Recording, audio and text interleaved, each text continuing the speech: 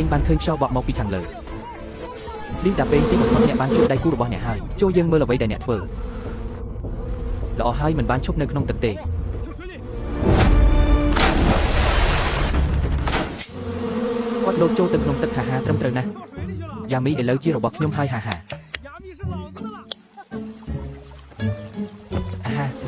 យអ្វីបានជាអ្នកទាំងអស់គ្នាដេញតាមខ្ញុំមិនបានចាក់អ្នកទេឈប់ដេញតាមខ្ញុំទៅ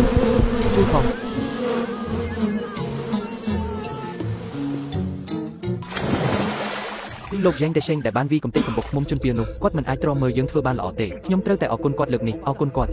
ក្មេងល្ងងនោះនៅក្នុងសម្បុកទេបានទាញខ្យល់ចេញទាំងអស់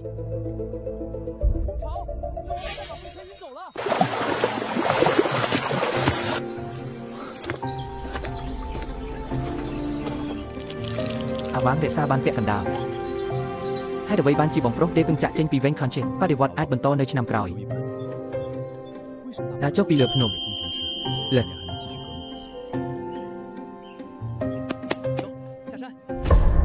មានរឿងអ្វីកើតឡើងខ្ញុំភ្លេចអ្វីមួយតើ Dendrobium officinal ប្រភេទអ្វី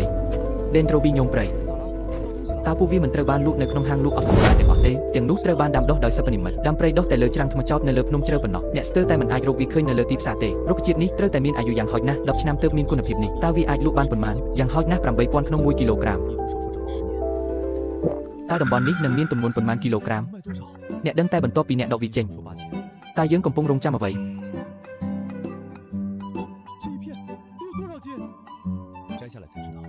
កុំចូលមកជិតទៀតបើមិនអញ្ចឹងទេខ្ញុំនឹងវាអ្នកសូមកុំសម្រាប់ខ្ញុំអីតែឆេងតើអ្នកទទួលបានបែបនេះដោយរបៀបណាវាជាកំហុសរបស់លីវដេពីងទាំងអស់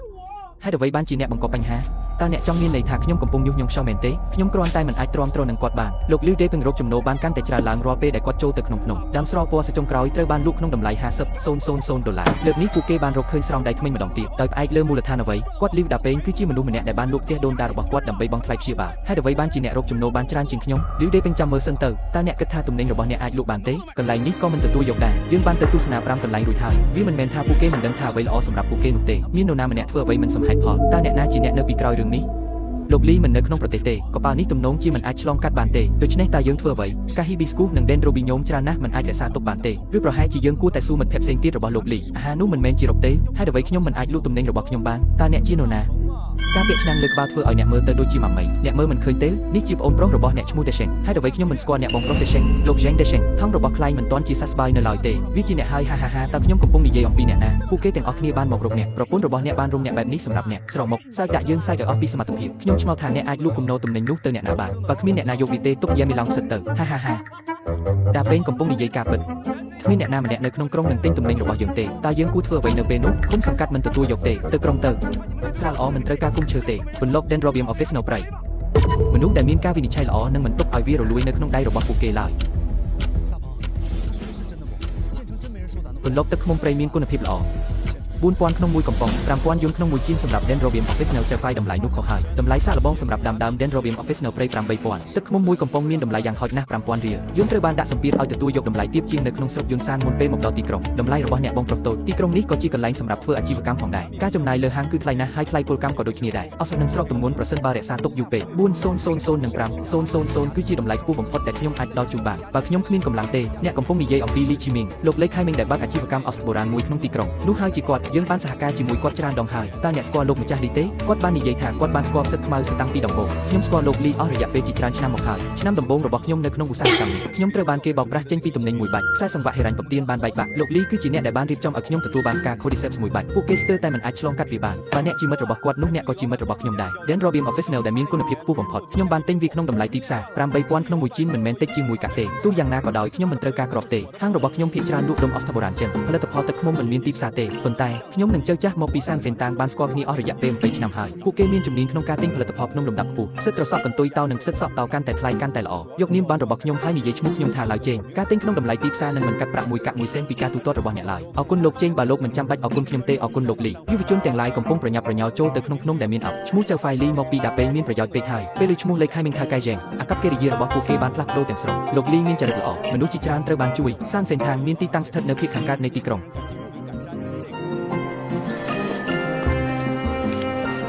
ណែនាំដោយឡាវសេងមិនអីទេចាំខ្ញុំពិនិត្យមើលទំនិញសិនតើវាអាចដុសលូតលាស់បានទេផ្អែមល្ហែមនិងស្រស់ស្រាយក្លិនផ្កានៅតែក្រអូបជាប់ចិត្តវាប្រៃផ្សៃណាស់ចេងចាស់និយាយត្រូវទេទឹកឃ្មុំនេះមិនត្រឹមតែផ្អែមទេវាក៏មានរសជាតិរុក្ខជាតិស្រាលបន្ទាប់ពីទទួលទានផងដែររសជាតិនៃ Dendrobium officinale តើទឹកដុំនេះត្រូវបានគេប្រមូលនៅណាសម្បុកឃ្មុំធ្មេញរស់នៅពាក់កណ្ដាលច្រាំងថ្មចោតតើមានអ្វីផ្សេងទៀតដុះនៅលើជញ្ជាំងពន្លកដែរឬទេដើម Dendrobium officinale ព្រៃមួយកន្លែងបានដុះនៅពីលើសម្បុកឃ្មុំរុក្ខជាតិ Dendrobium officinale ព្រៃដុះនៅពីលើសម្បុកឃ្មុំដោយផ្ទាល់ Dendrobium ដុះនៅលើសម្បុកឃ្មុំនៅក្នុងស្នាមព្រះថ្មចម្ងាយមួយដៃមានតំបន់ទាំងមូលពន្លកទឹកឃ្មុំមានតម្លៃនៅក្នុងខ្លួនវា Dendrobium officinale ព្រៃក៏មានពន្លកដែរទឹកឃ្មុំដែលផលិតដោយឃ្មុំពីលំអងផ្កា Dendrobium officinale អ្នកនឹងមិនអាចរកឃើញសត្វព្រៃនៅលើទីផ្សាររយៈពេល8ឬ10ឆ្នាំទេទឹកឃ្មុំនេះមានរសជាតិផ្អែមដូចផ្កា Dendrobium វាមានរសជាតិផ្អែមស្រស់ស្រាយនៃផ្កាខាត់ណាខៀវនិងទឹកឃ្មុំវត្ថុដែលមានគោលបំណងពីរយ៉ាងសម្រាប់អាហារនិងថ្នាំពេទ្យគឺពិបាករកណាស់គុណភាពនិងរសជាតិនេះមិនគួរមានតម្លៃលើសពី10,000 យួនក្នុងមួយកំប៉ុងទេ10,000ក្នុងមួយកម្រិតលោក Shane ទើបតែបានលើកឡើងថាការធ្វើតេស្តបិទធ្មេញមានតម្លៃ 5,000 អ្នកបានកើនឡើងទ្វេដងដោយផ្ទាល់នោះជាធ្មេញសិប្បនិមិត្តខ្លាំងៗដែលធ្វើពីសម្ភារៈធ្មេញធម្មតាធ្មេញ Dendrobium officinale ព្រៃមានតម្លៃនេះតើបងប្អូននៅមានសោះទៀតទេខ្ញុំចង់បានបាច់នេះទាំងអស់ប្រាក់ក៏អាចត្រូវបានបង់ជាមុនខ្ញុំបានជំពប់ដួលលើវាដោយចៃដន្យរឿងនេះជារឿងដែលអ្នកអាចជួបប្រទះដោយចៃដន្យប៉ុណ្ណោះលើកក្រោយនៅពេលអ្នករកឃើញអ្វីដែលល្អបែបនេះត្រូវប្រកាសថាតាក់ទងមកខ្ញុំជាមុនសិនតម្លៃអាចចរចាបានថ្ងៃនេះឆ្មាខ្លាខិនត្រូវបានលក់ចេញបន្ថែមចំនួន110,000នេះដាពេងតើអ្នកមានលុយគ្រប់គ្រាន់សម្រាប់ការព្យាបាលទេអ្នកបាននិយាយអំពី Wang Theng និង Zheng Desheng បើពួកគេដឹងថាយើងកំពុងស្វែងរកអ្នកលក់នៅក្នុងទីក្រុងកំប៉ុង10,000 Wang Theng បានដកស្រង់ប្រាក់ចំនួន500យួនក្នុងមួយជៀននៅក្នុងស្រុកយ៉ាងឆៃលោក Zheng Desheng ក៏បាននិយាយផងដែរថាលោកបានរារាំងការចូលប្រើប្រាស់របស់យើងផ្លូវនិងច្រកទ្វារត្រូវបានបិទហើយច្រកនីមួយមានតម្លៃ10,000 យួនបងប្រុសហេបានរៃអង្គាសប្រាក់បានគ្រប់គ្រាន់ហើយពួកគេទាំងអស់ត្រូវបានប្រមូលគ្រូពេទ្យបាននិយាយថាការវះកាត់បដូរខួរឆ្អឹងបានជោគជ័យប្រតិកម្មបដិសេធគឺស្រាលជាងការរំពឹងទុកលទ្ធផលតេស្តឈាមបានធូរស្រាលល្អប្រសើរឡើងវិញជំហានបន្ទាប់គឺការព្យាបាលក្នុងអំឡុងពេលនៃការជាសេសបោយក្រោយការវះកាត់បងស្រីឈប់សិនជ័យជំនះគឺនៅចិត្តនេះបងប្រុសច្បងតើការព្យាបាលថ្លៃណាស់មែនទេ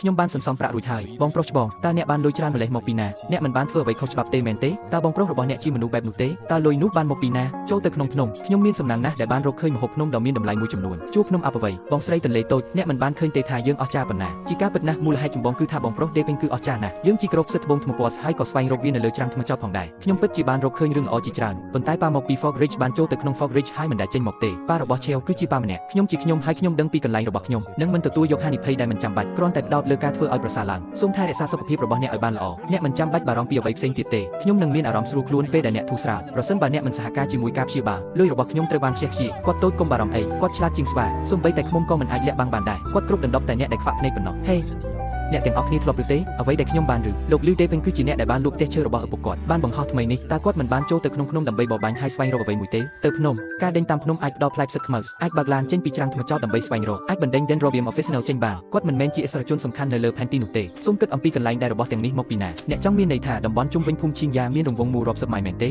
តើមានអ្នកណាមានតំបន់ធំបែបនេះនៃរុក្ខជាតិ Dendrobium officinale និង Dendrobium officinale ដែរឬទេខ្ញុំបានឮអំពីទំនិញរបស់គាត់ពួកគេទាំងអស់ត្រូវបានរើសចេញពីសួនច្បាររបស់អ្នកដទៃឆ្លៀតឱកាសពីភាពមិនយកចិត្តទុកដាក់របស់មនុស្សខ្ញុំបានលួចចូលនៅពេលយប់រើសវារួចរត់ចេញបើមិនដូច្នោះទេតើយើងអាចពន្យល់វាដោយរបៀបណាគាត់តែងតែរកឃើញរបស់ល្អរាល់ពេលដែលគាត់ចូលទៅក្នុងភ្នំគ្មានអ្វីចម្លែកទេដែលខ្ញុំឆ្ងល់ថាតើគាត់ស្រាប់តែខ្លាចជាអ្នកមានដោយរបៀបណាគាត់ក៏បានចេញថ្លៃវះកាត់ប្អូនស្រីរបស់គាត់ផងដែររឿងបែបនេះមិនគួរនិយាយដោយមិនប្រុងប្រយ័ត្នទេទៅសួរនៅខេត្តទៅតើគាត់បានលក់សិទ្ធិពណ៌ស្បែកដំបងរបស់គាត់នៅណាតើថ្នាំសម្រាប់សត្វល្អិតប្រភេទទី2ត្រូវបានលក់នៅឯណាខ្ញុំរកមិនឃើញរាល់ពេលទេតើមូលហេតុដែលពួកគេរក្សាហាងដដែលមិនមែនដោយសារពួកគេខ្លាចការទទួលស្គាល់ទេឬតើអ្នកណាពិតជាចង់ទៅឡើងភ្នំនិងបដូរហាងរាល់ពេលដែលពួកគេទៅភ្នំខ្ញុំត្រូវនិយាយជាមួយឆ្កែរបស់ខ្ញុំពេលខ្ញុំត្រឡប់មកវិញប្រាប់គាត់ឲ្យកាត់បន្ថយទំនាក់ទំនងជាមួយលីវដេវិញរឿងបែបនេះបានជាប់ពាក់ព័ន្ធពេលម្ចាស់ដេញមកគូសទ្វារភូមិទាំងមូលត្រូវបានអាម៉ាស់មុខខ្ញុំបានផឹកបបរពេលវាក្តៅខ្ញុំនឹងនាំអ្នកទៅជួបគ្រូពេទ្យបន្ទាប់ពីអ្នកផឹកស្រារួចគុំទៅរកលីវដាពេងអីម៉ាក់និយាយអ្វីមានទី3របស់អ្នកបានមកព្រឹកនេះគាត់បាននិយាយថាប្រាក់ដែលដេញរកបាននៅលើភ្នំមិនអាចអានបានប្រសិនបើអ្នកនៅជាមួយគាត់មិនយូរមិនឆាប់បញ្ហាប្រកបជាកើតឡើងតើអ្នកពិតជាជឿអ្វីដែលម្ដាយនិងមីងរបស់អ្នកនិយាយមែនទេតើដេញរកលុយបានដោយរបៀបណានៅលើភ្នំខ្ញុំបានឃើញវាដោយភ្នែករបស់ខ្ញុំផ្ទាល់មីងទី3របស់ខ្ញុំកំពុងអង្គុយនៅមាត់ទ្វារកំពុងតែបំបែកគ្រាប់ការឈូករត់តើគាត់បានឃើញអ្វីខ្លះដែលឪពុករបស់អ្នកបានស្លាប់មុនអាយុឆ្អឹងចាស់របស់ម្ដាយលែងមានប្រយោជន៍ទៀតហើយបើមានរឿងអ្វីកើតឡើងចំពោះអ្នកម្ដាយរបស់អ្នកក៏មិនអាចរស់រានមានជីវិតដែរតើពេងជាមនុស្សល្អម្ដាយរបស់គាត់ដឹងប៉ុន្តែភ្នំទាំងនោះមានគ្រោះថ្នាក់ខ្លាំងពេកឪពុករបស់អ្នកក៏ជួបគ្រោះថ្នាក់នៅលើភ្នំនៅពេលនោះដែរម៉ាក់ឲ្យគ្រោះថ្នាក់របស់ឪពុកខ្ញុំបានកើតឡើងនៅពេលដែលគាត់ជាប់នៅក្នុងព្យុះភ្លៀងនៅលើភ្នំតើពេងគឺខុសគ្នា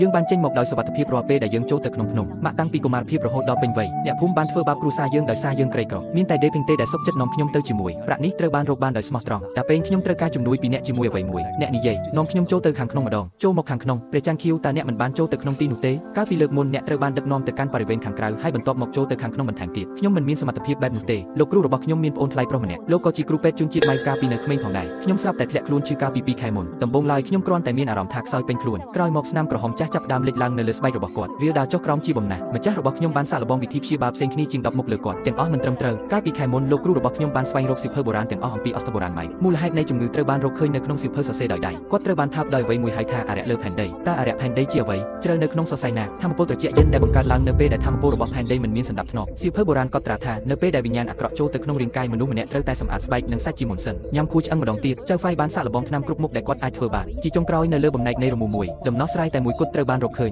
លំនាំនាគពណ៌មាសខ្ញុំដឹងថាជីនប៊ូហួនមានលក់នៅតាមហាងលក់អស្ចារ្យបុរាណធានឈីតើមានលំនាំនាគជាអ្វីក្នុងនេះមានសរសៃណាធម្មពលរបស់ផែនដីហូរតាមសរសៃឈាមនាគធម្មពលរបស់ផែនដីប្រមូលផ្ដុំច្រើនបំផុតនៅក្បាលសរសៃណាជាអង្កាំពណ៌មាសដុះនៅទីនោះមានឱកាសតិចតួចណាស់ដែលការផ្លាស់ប្ដូរខ្សែនឹងកើតឡើងស្លឹកឈើនៅតែមិនផ្លាស់ប្ដូរទោះយ៉ាងណាក៏ដោយលំនាំពណ៌មាសស្លេកនឹងលេចឡើងនៅលើស្បែកខាងក្រៅនៃមូលដ្ឋានរាងដូចជាជីងនាគនោះហើយជាមូលហេតុដែលវាត្រូវបានគេហៅថាឌូមាសលំនាំនាគកាលពីលើកមុនគ្រូពេទ្យជនជាតិម៉ៅម្នាក់បានរកឃើញផ្កាឈូកពណ៌មាសដែលមានលំនាំនាគនៅវូលីងវាគឺ50ឆ្នាំមុនគ្មាននរណាម្នាក់បានរកឃើញវាចាប់តាំងពីពេលនោះមកខ្ញុំដឹងថាឱកាសគឺកំណត់ណាស់ប៉ុន្តែយើងត្រូវតែព្យាយាមលោកគ្រូចាស់ពេកហើយមិនអាចចូលទៅក្នុងភ្នំបានទេខ្ញុំត្រូវតែទៅចេញដំណើរថ្ងៃស្អែករកខ្ញុំចូលអ្នកមិនបានសួរថាវាមានគ្រោះថ្នាក់ប៉ុណ្ណាទេអ្នកមិនខ្លាចគ្រោះថ្នាក់ទេបន្ទាប់មកខ្ញុំមិនអាចខ្លាចទៀតទេជួបគ្នានៅច្រកចូលភូមិព្រឹកស្អែកឡុងមែនមិនអាចកាត់ថ្លៃបានតើអ្នកធ្លាប់ឮពីរឿងនេះទេ